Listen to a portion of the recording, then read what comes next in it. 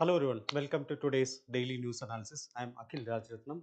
So these are the four topics which I have taken for today's daily news analysis discussion. Okay, so first one is regarding the SE's directive on sacred groups. So this is towards Rajasthan government to protect the sacred groves in Rajasthan.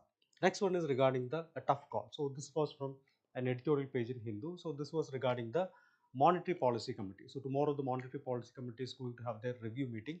So some we are expecting some changes in the interest rate. So second article is regarding that. Third article is regarding the IMEC corridor. Okay, so here we will be discussing what is this IMEC, what are the implications for India. All these things will be discussed here. And the fourth one is regarding India's climate targets of for 2035. So it is said that India is going to miss the submission deadline due to various factors. So we'll be discussing which all are the factors which are the reasons. Okay. All right. So before moving on to the session, I'll just quickly go through a quiz. So by the end of the session, we'll be discussing this quiz also. Okay. So who among the following rulers of medieval Gujarat surrendered due to Portuguese? Ahmad Shah, Mahmud Bigra, Bahadur Shah, Mohammad Shah. Okay. So you can post your answers in the chat box. By the end of the session, we'll be discussing this question also. All right. So let me introduce you to one of our programs. So this we are actually launching for the aspirants who are writing the 2025 UPSC Civil Services examination. So we have discussed a 110 days self-study planner for the aspirants who are preparing for UPSC Civil Service examination. So you can, from this QR code, you can actually download our application. In that, the self-study planner will be available, and based on that, you can plan your preparation accordingly. Another important program which we are launching is one is a 1 year prelims comes mains integrated course. So this is for the aspirants who are writing the 2026 examination.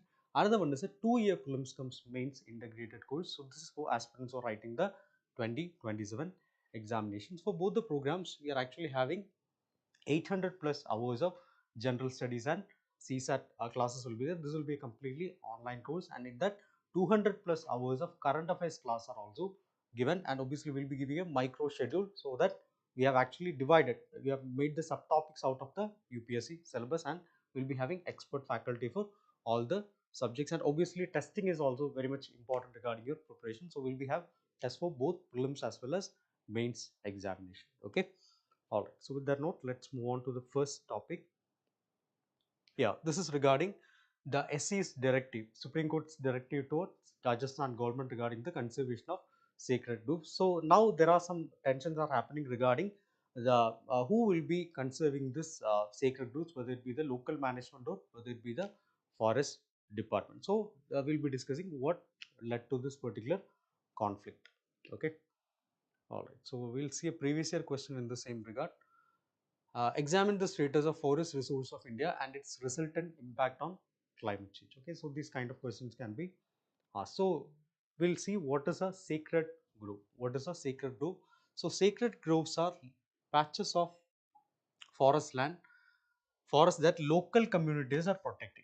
Local communities are protecting. So why they are protecting the sacred groves a lot? It's not like a regular forest, but still they are just patches of forest only, which the local communities are protecting. So it can be of religious reason. It can be either of religious reason or it can be of cultural significance. So these are very small patches. So sometimes in these, they believe that in these forests, the gods, the spirits, or even the ancestors will be there. Okay, so this particular sacred groves are part of their tradition. The rituals will be happening there here, maybe some of the festivals will be happening here. So like that way, the sacred groves are actually part of their daily life as well as their culture as well as their religion itself. Okay, so this is there, and even they are protecting the sacred groves also. Why? Because hunting is sometimes sacred groves and all, hunting is not allowed.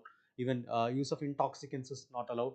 They are not even allowed to cut the tree. So basically conservation is part of their culture itself in this sacred groves. In India we have thousands of sacred groves are there, but as per the uh, latest estimates, we have around 14,000. It's ranging from 14,000 to 1 lakh sacred groves are there in India as per the uh, latest statistic. But still, even though some of the activities are banned, we cannot say that completely if all activities are completely banned, we cannot say it like that. For example, collection of honey, this is actually very, some sacred groves are very good source of this apiculture. Okay, So collection of honey is allowed here, and also some other activities like collection of very small forest resources are also possible in these areas. Okay, every place is having all across India the secret groves are widely dispersed. Okay, so and in all these areas they are actually having local names are also there. So in this particular article they have clearly mentioned what are the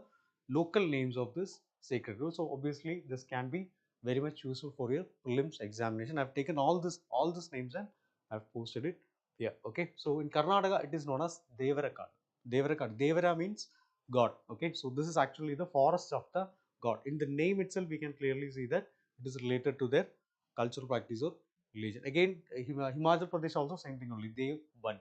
Dev means god, Ban means forest. Okay, Devban. This is something in Kerala. Kavu and Sarpa Kavu. Okay, Sarpa means serpent. Okay, so in Kerala the serpent worship is very much important. Okay, especially related to these type of local forests. So that is Sarpa Kavu. Okay, another one Sarna. Sarna is in the Chota Nagpur plateau. Okay, Chota Nagpur plateau. So here the especially related to the tribal practices, tribal and spiritual practices, these sacred roots are very much important. Again, Chhattisgarh also same thing only, like Himachal Pradesh it is Devbani. Okay, Jahara or Tagurama in Odisha. Again, this is also related to the tribal practice. So here they believe that uh, ancestors are being worshipped in this sacred groves. Okay, again Maharashtra and Chhattisgarh it is Devgudi. Okay, so here some of the important tribes are also coming. Muria, Madia and Gaunt. Muria, Madia and Gaunt tribes are there. Okay, especially in these regions. Muria, Madia. Gaunt is one of the largest tribal groups in India itself. Okay, so Muria tribes are there, Madia tribes are there, Gaunt tribes are there. Okay, so all these tribes are part of this area, Maharashtra and Chhattisgarh. So there the sacred groups are known as Devgudi.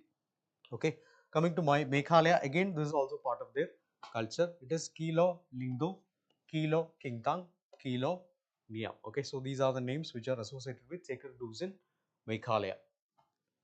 And we have Sabarkantha and Dahod, Banaskantha in Gujarat. Okay, so these are again this is also related to the spiritual practice of this Gujarati people. Okay, so we have already mentioned that sacred groups are having cultural significances there, even they are having religious significances also there, but they are actually having ecological significance also there. We are more concerned about the ecological significance. So we'll see how these sacred groups are part of the larger ecosystem.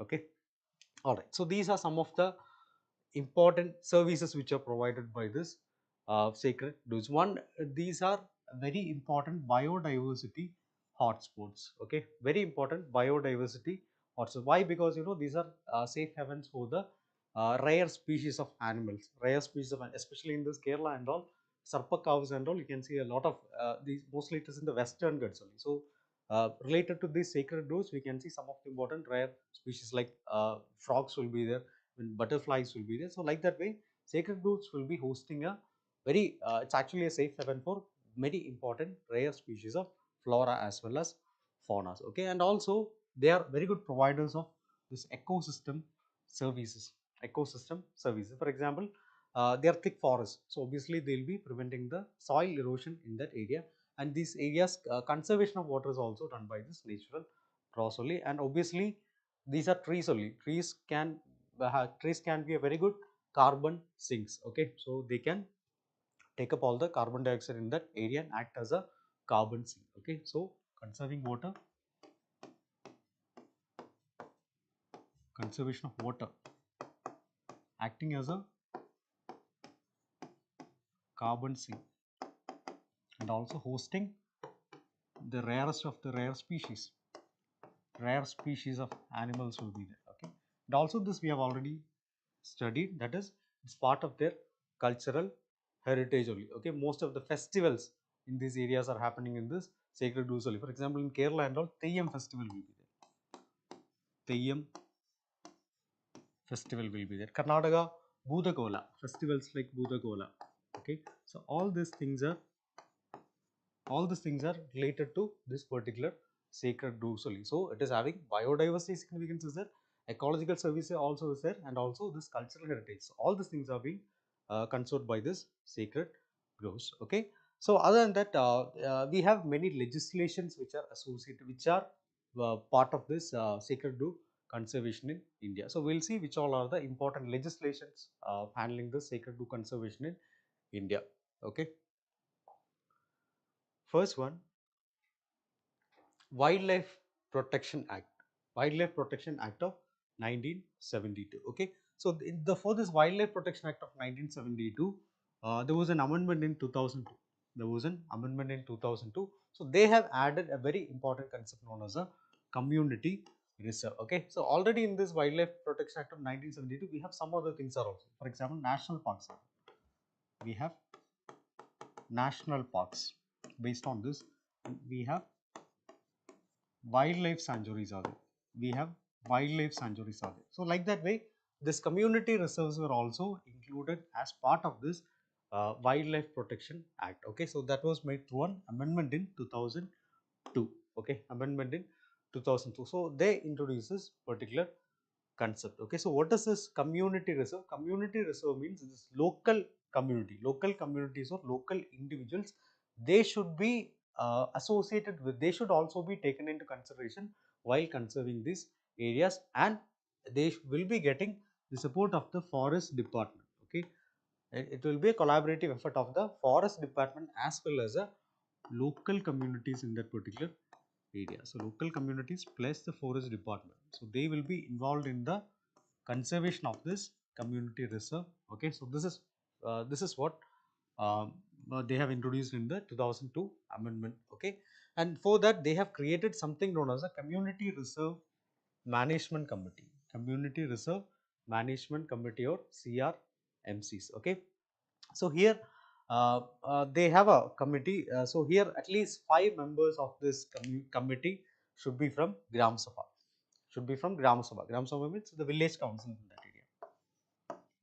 Gram Sabha, and sometimes these sacred groves will be in a private area. Okay, it won't be in some government land or something. So private area. So at that time, the land owner will also be part of this community reserve management schemes, and also representative of a forest department will also be there. Representative of the forest department, he will also be part of this community reserve management committee. Okay, so they will be having some rules, they will be having some there some norms will be there. Based on that only this will be protected. For example, hunting and poaching is entirely banned in this area. No poaching, no hunting is there, and even cutting of trees, cutting of the most important trees, even non-timber produce and all you can take, but still other than that, cutting of larger trees and all, it's completely banned. Disrupting any sort of disruption to the natural habitat is also completely banned in this area. So these are the provisions of this community reserves which was introduced by the Wildlife Protection Act Amendment of 2002. Okay. All right. So another important legislation is the Forest Rights Act. Forest Rights Act of 2002. So this Forest Rights Act, it actually recognizes the rights of forest dwelling communities over the forest resources. Forest resources will be there. Forest resources means medicines. For medicines and all, they will be taking this forest like leaves and all will be there. Honey will be there. Okay, honey collection will be there. So all these things are part of this forest resources. Okay, so based on this Forest Rights Act 2006 only, that is being governed. Okay, so it is known as a community forest rights. Okay, community forest right. This will be available only for the people residing in that particular place, and it won't be available for the outsiders. Okay, so that is something which was brought by this Forest Rights Act of 2006. Okay, all right. So you have, it has to be qualified. Some products are only included in this forest resources. Which are, for example, if you are cutting the tree, if you are cutting a full tree and taking it, okay, this I am living here and I am part of the, I am part of this, and this is something which I have got the right. So that is not possible. Only the resources which are qualifying to be taken, that will only be included in this. Again, here also Grama Sabha is very much powerful. Grama Sabha is playing a very central role in this forest Forest Rights Act. Okay, so they will only be identifying the forest areas. In all areas it won't be applicable. So they will only be identifying the forest areas that need the protection, and also claiming rights over the areas, the which all groups can claim the right over that area. So that will also be decided by the Gram Sabha only, and also managing and protecting the resources. Okay, so Gram Sabha will be liable for the identifying, claiming, and managing. Identifying the area,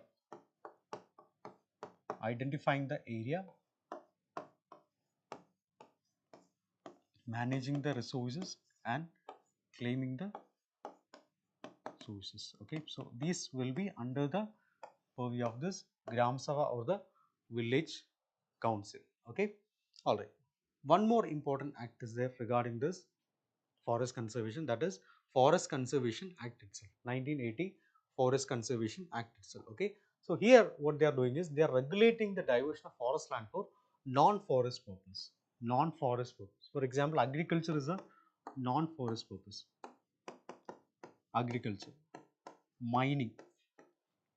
Mining is a non-forest purpose. Okay, so they will be regulating the diversion of forest land for non-forest purpose. So this is the main goal of diversion, to regulate how you have to. It's not like you cannot do that, but still they'll be regulating the diversion of this forest area for other activity. Again, here also possible conflict is there with the forest department, because some community based conservation might not align with this particular thing. Okay, so that issues might happen.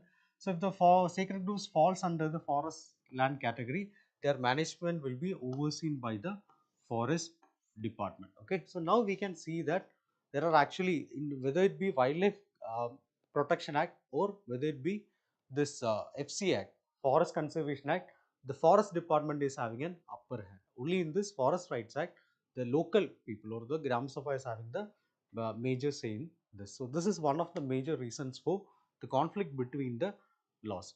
A very important case is there regarding this, that is T.N. Godavarman. T.N. Godavarman case. Okay, T.N. Godavarman was Union of India. This was a case in 1996. This is one of the important landmark judgment regarding the definition of forest. Okay, so here the Supreme Court, what the Supreme Court did is, Supreme Court expanded the definition of forest land. Expanded the definition of forest land. Now, whichever land it is having some thick growth of this forested growth, that will be considered as a forest land. So like that way, it has actually made the dictionary definition into the legal term. So this is what the Supreme Court has done in this particular case. Okay, so now any land can be, there is a possibility that any land can be claimed as a forest land. Okay, all right. So this is a major reason. So now we'll see what is actually the conflict. We have already discussed this, so maybe you might have already guessed what is the issue. Okay, first regarding the management authority only. What the Wildlife Protection Act is saying is like sacred groves are part of community reserve. So if they are part of community reserve, their management will be mostly done by forest or wildlife department only. Okay, so here the forest department will be taking this locals into consideration and they will be managing this. Obviously here the locals will be there, but the upper hand will be with the forest or wildlife department only. Okay, but what about FRA? FRA empowers the local communities. FRA empowers the local communities to directly manage without the involvement of forest department. Okay, so here without the involvement of forest department, without the involvement of forest department, here less consideration for local people, less consideration for the local people. Okay, so this is the major issue which is regarding the management of this thing. Why? Because local people will be having their own customs, will be there, their own custom. Based on that only they'll be conserving this. Forest department will, they'll have properly written rules will be there, so that might not align with the conservation things of the local community, so that can cause a clash. Okay, so that is a major issue which is happening here. This is regarding the management authority, and also regarding the resource rights also it will be there. Okay, all right. So here the resources rights I already mentioned which all are the resources which are qualifying for this. Medicinal plants will be there, fruits will be there, firewood will be there, and other non-timber forest products will also be there. Okay, so these are the resources which are classified under this law. Okay, but problem is while these sacred groves are classified as community reserves under Wildlife Protection Act, the restrictions placed on the resource extraction can directly conflict with the community's traditional rights. Okay, sometimes even when you are going to collect a medicinal product, the forest department can say that no, this is not a medicinal product, but this is something which you cannot take away. Okay, so like that way, if it is part of their traditional culture, means obviously they can use it. But here again, and you have to go through a different process. Sometimes your right itself will be denied. Okay, so that is one of the major issue regarding the resource rights. Okay, all right, so now let's see what is actually the impact of the Supreme Court ruling now. Okay, Supreme Court ruling, so now what the Supreme Court did is, like, Supreme Court directed the Rajasthan Forest Department to map these sacred groves and designate them as community reserves. Okay, under which act? It will be Wildlife Protection Act. Okay, so it will be under Wildlife Protection Act. So this is actually conflicting with the other law, like especially this Forest Reserves Act. Okay, so if they are designating it as community reserve, what will happen? It will be transferring the control to the forest department from the local community. From the local community, it will be transferring it to the forest department. Okay, so this can cause legal conflict, may conflict with the FRA provisions, that it would override community rights established under this act. So this is a major issue which is happening. Okay, so what can we do for this? Community empowerment. Communities has to be informed regarding we have to strengthen this local community, especially this Gram Sabha and all should be having a better say in this particular thing regarding the management of the forest. Then without involving forest department itself, they themselves will be knowing that how to manage this. So like that way, a community empowerment should be there before implementing all these things. Another one is policy harmonization. Now itself we have studied different laws, like one is a Wildlife Protection Act. One is a Wildlife Protection Act, another one is a FRA, Forest Rights Act, and another one is a Forest Conservation Act. Or most of these acts are conflicting with each other. So there should be a policy harmonization to ensure that there are no issues in between. And obviously, awareness and education at every level of the society should be there. Okay, and also research and documentation, proper research and documentation of this sacred groves should be there. Okay, there should be a I mean, like, which all are the fauna which are available, which all are the flora which are available, and also what is actually the major community residing there, and what are the local customs. All these things should be researched and documented properly. Okay, so this will be the way forward regarding this. Okay, moving on to next topic. All right, so this is regarding the monetary policy committee review. So that is going to happen tomorrow. Okay, so we'll discuss what is this monetary policy committee, what are the challenges faced by RBI in this particular regard. And okay, all right, so this time there are some changes are there. So last time this review happened in December. Okay, so this time some changes have happened. One, the RBI governor change. Okay, so now we have a new RBI governor, so new leadership is there, and also the rupee is falling like anything. Okay, they said that rupee might even cross the 90 mark. Okay, so that is also there. So these are some of the issues which are challenging, and also we have issues like whether to go for the growth strategy or whether to go for the containing inflation strategy. Okay, so these are some of the issues. So it will be coming under paper 3, Indian economy. All right, we'll see a previous year question in this regard, again directly asked from this monetary policy committee itself, which we'll be discussing. Okay. All right, so we'll start with the Monetary Policy Committee itself. Okay, so regarding the composition of this Monetary Policy Committee is a 6-member body. It's actually a 6-member body. So what is the purpose of this Monetary Policy Committee? It is to ensure that there is actually benchmark interest rate. There is actually to fix the benchmark interest rate of RBI. Okay, so based on this only the Indian economy will be running. So they have to fix a benchmark interest rate. So why they have to fix a benchmark interest rate? Because that will be maintaining the price stability and supporting the economic growth. Okay, so this will again lead to price stability,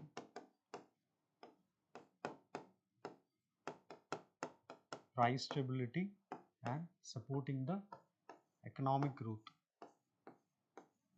Okay, price stability and economic growth. So that is one of the major things which are driving this Indian economy. Okay, so this is actually a statutory body which is mentioned in the Reserve Bank of India Act of 1934. Okay, so regarding what is actually the composition of this monetary policy committee. So the monetary policy test committee is having 6 members will be there. 6 members will be there. 3 will be representatives of the government and 3 will be representatives of the governor. Okay, so it will be 6 will be there. So regarding the voting rights, I'll mention later. Some ex officio members are also there. Who will be the chairperson? So obviously it will be the RBI governor. RBI governor will be the chairperson. RBI governor will be the chairperson of this particular committee, and deputy governor of RBI, who is in charge of monetary policy, will be member. So these are the RBI side members. Deputy governor in charge of monetary policy. So he will be one of the important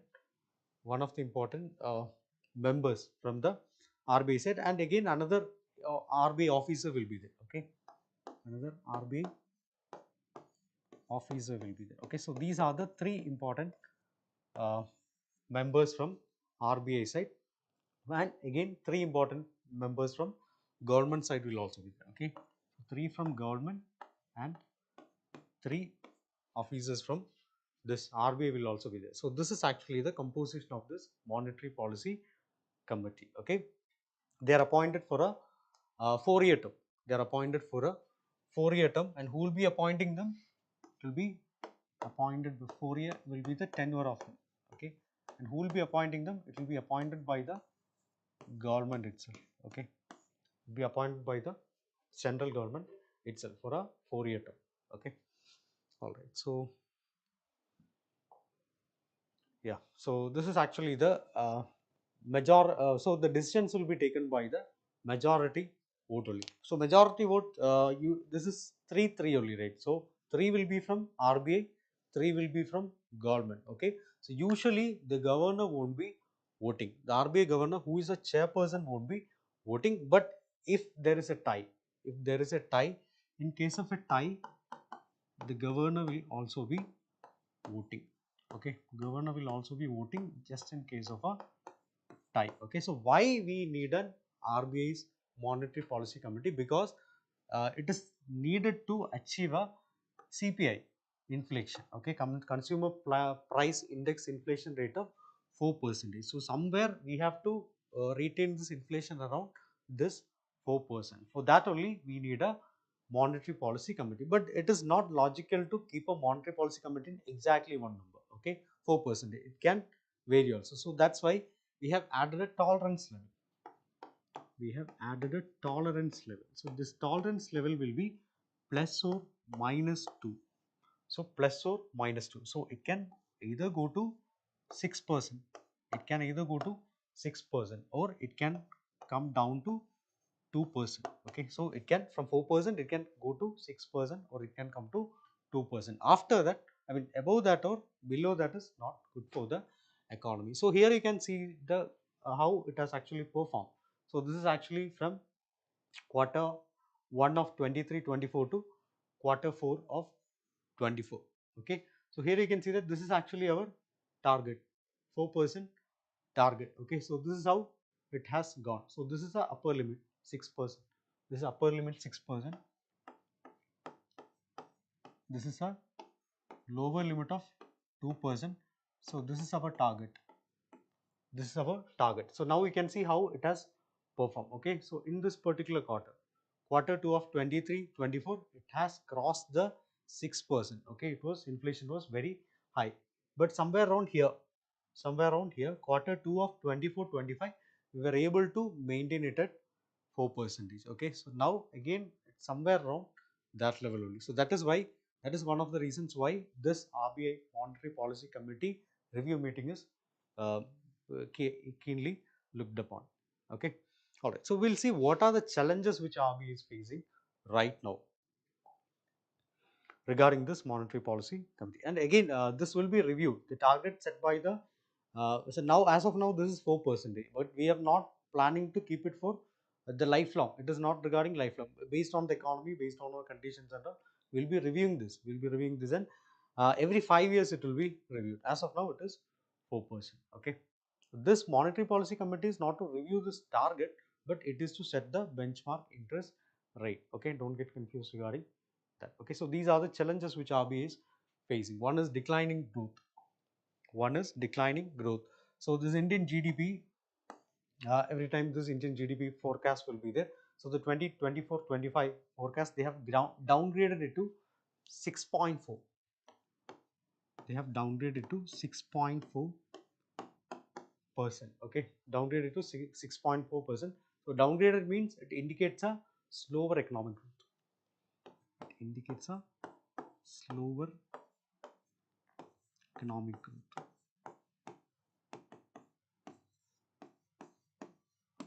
Okay, slower economic growth, which is not much good for a fast for growing economy like India. Okay, especially no major improvement has been seen after this December quarter. Okay, so we can even call it as a stagnation. All right, another one is increasing inflation. If you have seen the graph, you can see that even though we were able to contain it somewhere around 4, graph is slowly increasing. Okay, for the past 5 months, it has crossed. Earlier, it was above 6%. Somehow, we were able to bring it back to 4%. But again, from 4%, it is slowly increasing. For the past 5 months, it has been going up towards. It has been maintaining it somewhere around 5%. Okay, so somehow we want to bring it down. And also global developments are also happening. Global developments in the sense US dollar. Okay, strengthening of the US dollar. Why strengthening of US dollar? Because recently elections happened in US, and this Trump government has come to power, and obviously they have decided on some of the important tariff changes and all. So that is making US dollar more, it is giving US dollar more strength, and obviously rupee will be depreciating.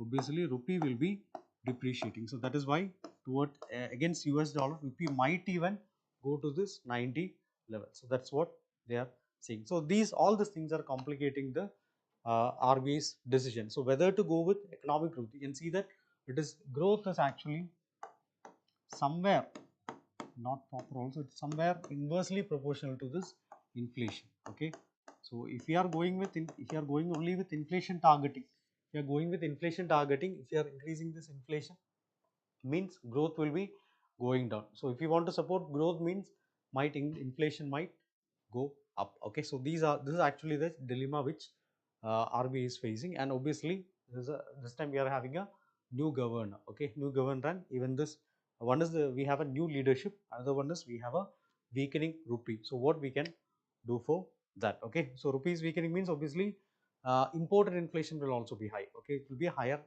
Uh, Imported inflation will be there, and imports will become more expensive. More expensive means obviously inflation will be there. Okay. All right. Moving on to next topic.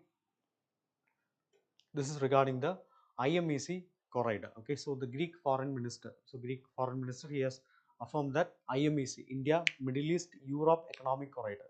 India, Middle East, Europe economic corridor. So that is actually, he called it as a project for peace. He called it as a project for peace.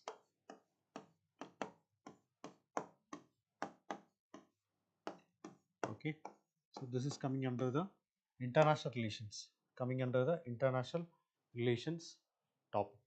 Okay, all right. So we'll see a previous year question in this regard.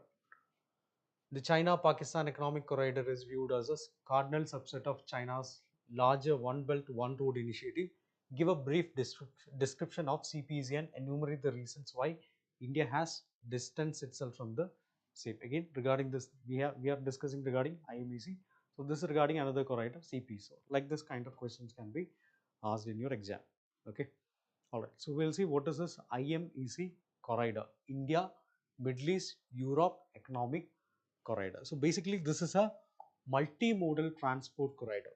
This is a multimodal transport corridor. Why it's a multimodal transport corridor? Because it will be having different types of transportation mechanisms will be there. Railroad will be there. Railroad mechanisms will be there. Railroad mechanisms will be there. Ship to rail networks will be there.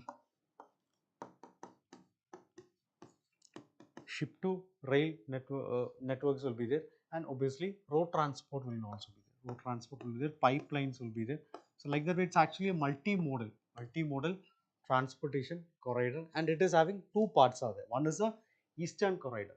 One is the eastern corridor. Another one is a western corridor. So like that way, we can divide it into two important corridors, and also here also we can divide it into sea route as well as rail route. So this will be the sea route, and here and this will also be the part of sea route, and here you can see the rail route will be there. Okay, so eastern corridor as well as western corridor. Okay, all right. So the eastern corridor will be connecting India to UAE. This is India. This will be UAE. Okay, so this is actually eastern corridor, and also Saudi Arabia, Jordan, Israel. So all these countries are coming here only. Okay, so here this will be the eastern corridor. Okay, and here this will be the western corridor. Okay, Middle Eastern countries will be connected to Europe. Okay, so this is eastern corridor where India is connected to UAE as well as other countries of Middle East like Jordan, Israel and all. Here the Middle Eastern countries will be connected to the European countries. Okay, so this is the western corridor. Eastern corridor, this is actually the western corridor. Okay, so these are the elements of IMEC. So why we are actually bringing in a dedicated corridor like IMEC? Because it aims to reduce the transport time by 40%. Transport time by 40%, and even the cost cuttings can also happen in this freight. So transport will be coming down to, transport time will be coming down to 40%, and even the cost will be coming down to 30%. Okay, so this is why this is the advantage of this IMEC corridor. Okay, and obviously logistical expenses will be reduced, even the trade routes will be more open, lower, improving the supply chain efficiency. Obviously, and these are coming, the infrastructure will also be improved. Okay, so these are having some elements also. One is the electricity cable. Obviously, that should be definitely a part of this IMEC. So it enhances the energy connectivity within the countries. Energy connectivity will be, so that will be there, and we have a hydrogen pipeline. Especially this will be a green hydrogen unit.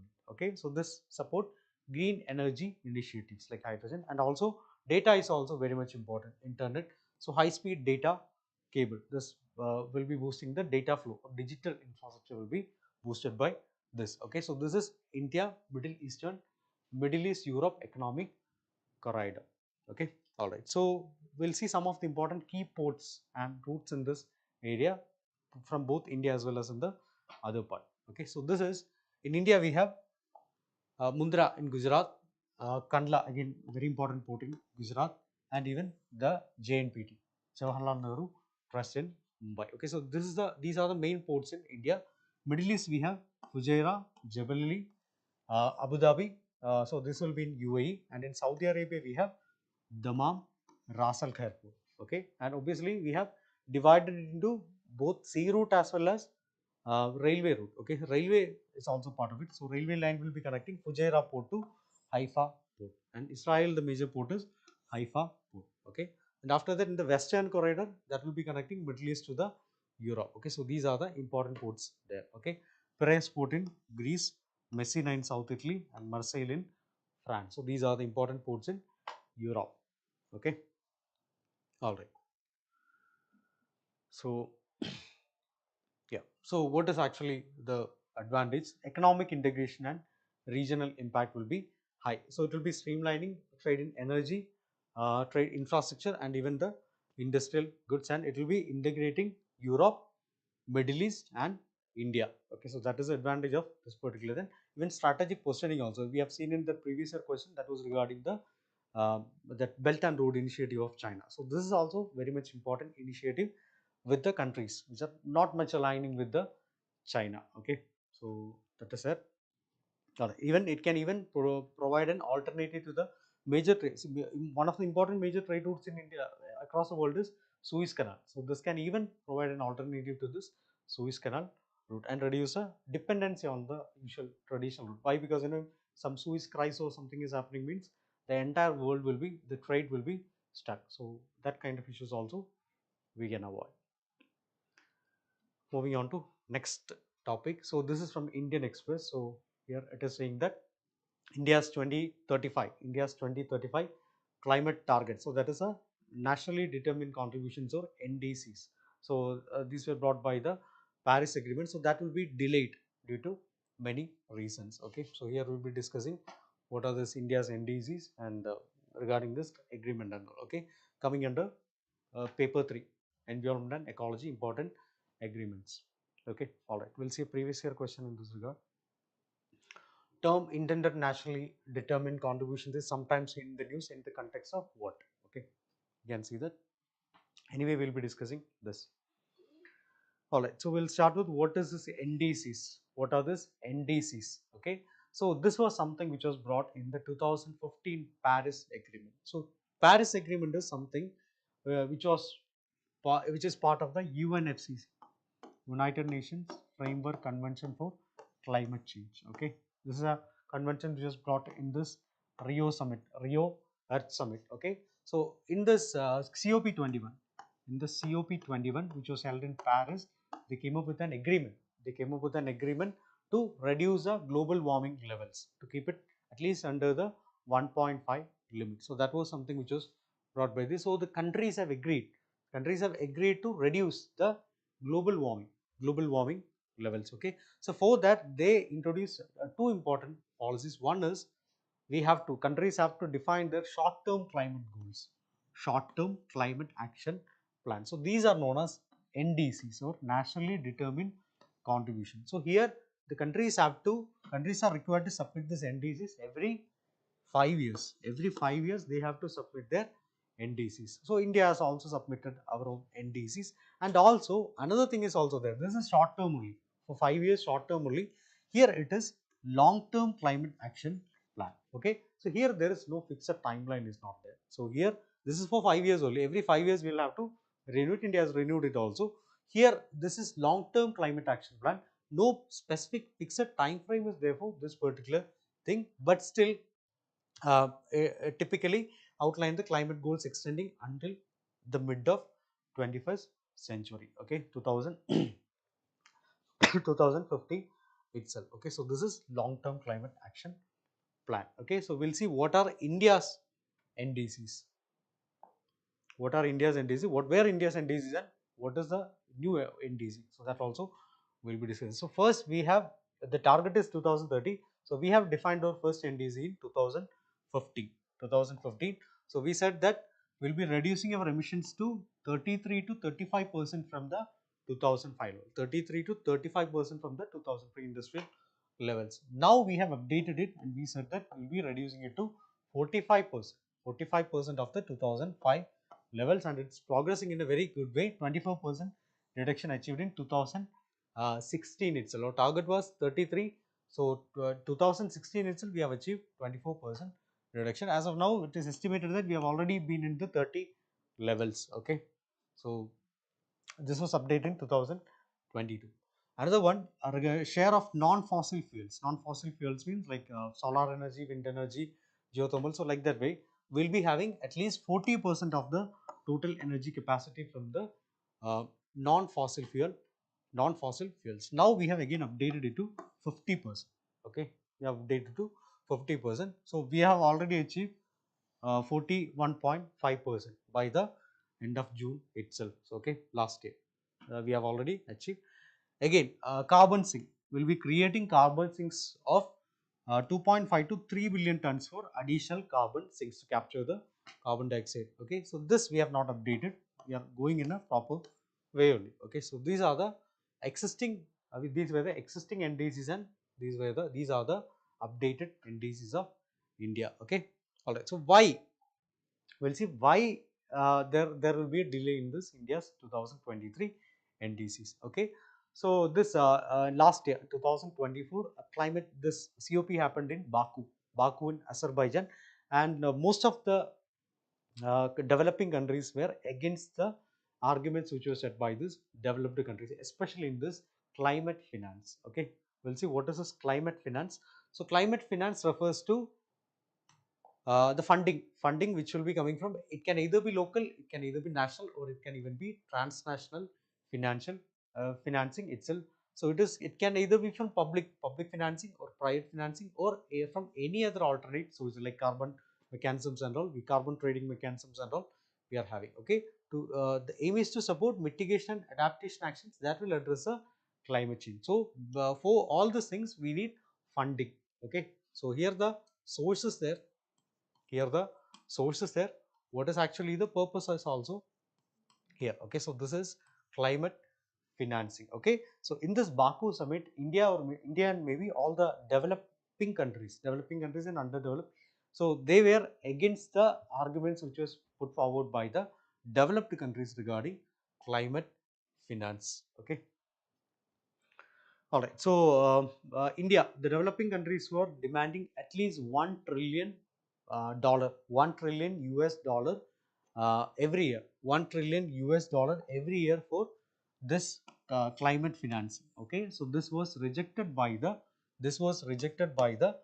developed countries, and in the final agreement, however, they promised only 300 billion annually. So developing countries, including India, are saying that this is not going to be sufficient for meeting our Paris goals, or whether it be Paris goals, or whether it be other climate actions also. This is not going to be good. Okay, so why it was in the news? Because this February 10th, the countries are supposed to submit their deadline. Okay, countries are supposed to submit their deadline, but still India will not be doing based on the discontent in this particular thing. But obviously India will be doing, as per the latest report, India might do it by the November 2025. Okay, so that time COP30 will be happening.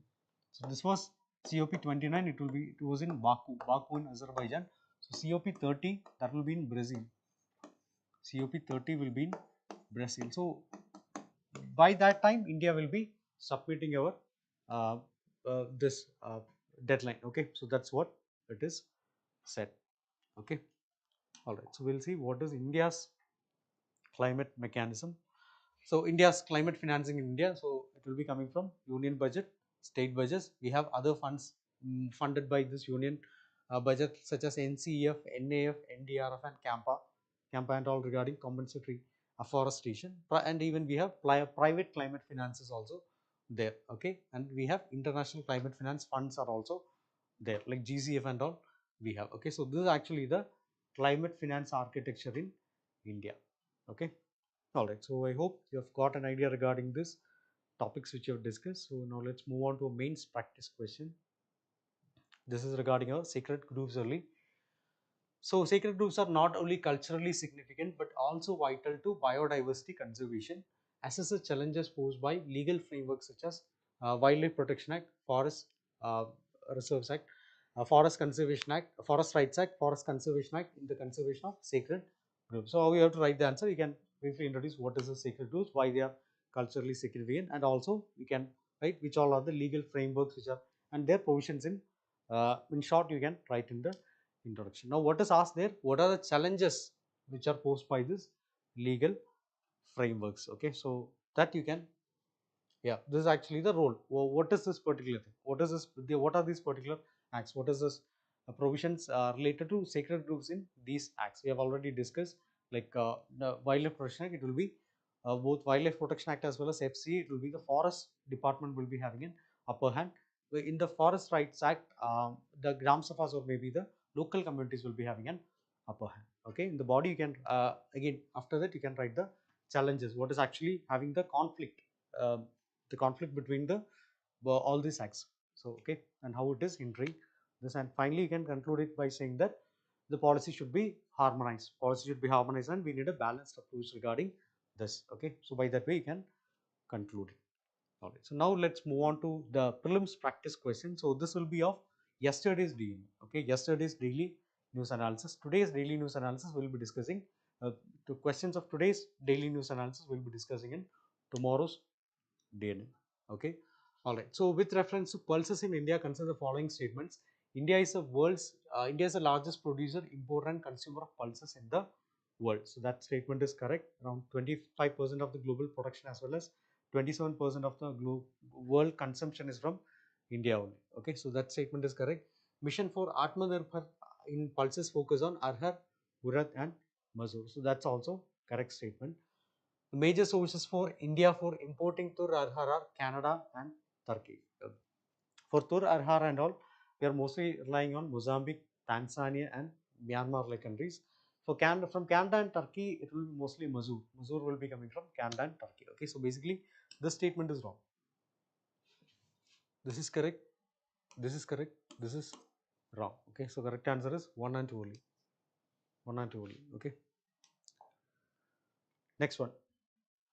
Consider the following statements regarding World Health Organization. WHO was established as a specialized agency of United Nations in 1948. Okay, so this is correct. Third statement, WHO's funding comes from both assessed contributions and voluntary contributions. Yeah, they are only funding them. Okay. Second one, the Director General of WHO is appointed by the United Nations Secretary General. No, he's actually elected, he or she is elected by the World Health Assembly. Elected by the World Health Assembly, not appointed by the United Nations Secretary General. Okay, so this is wrong. So correct answer is 1 and 3 only. Okay, so this is the correct answer. All right, next question. Consider the following statements regarding cess and surcharge in India. Cess is a tax imposed on another tax for specific purpose and must be used for that designated purpose only. Okay, so here that designated purpose is needed, that should be mentioned. So that is cess. Okay, so this is correct. Third statement, both cess and surcharge are entirely retained by central government and are not shared with the states. Okay, so that is also correct. This is entirely retained by the central government only. We have in constitution itself, it is mentioned article 270 and 271. Okay, 270 and 271 of the constitution, it is mentioned. What about second one? Surcharge is an additional tax levied on an existing tax and is included in the divisible pool of union taxes. Okay, so here itself that statement is being cut. So this is not part of the divisible pool of union taxes. Okay, so this statement is wrong. This is correct. This is correct. Okay, so correct answer is 1 and 3 only. 1 and 3 only. Okay, all right. So these were the prelims practice questions of yesterday's DNA. So these are the practice questions of today's DNA. So you can go to our website navigator.narayana.narayana.a. So there you can there will be a tab known as daily prelims quiz. So click on that and you can directly answer the question from there itself. Okay. All right. So we'll have 3 questions based on 3 prelims topics. Okay. All right. So we have one quiz which I've shown in the beginning of the session. So who among the following rulers of medieval Gujarat surrendered due to Portuguese? I hope you have already posted the answers in your chat box. Okay, Ahmad Shah, Mahmud Begna, Bahadur Shah, Muhammad Shah. Okay, so correct answer is Bahadur Shah. Bahadur Shah. So he was a ruler of Gujarat during that time. So from Gujarat, the Portuguese from Gujarat, Bahadur Shah only, they have got this due. Okay, with the Treaty of Due. Okay, all right. So with that, I'm winding up the today's daily news analysis. So hope you have got an idea regarding the topics which you have discussed. So that's all for today. Thank you.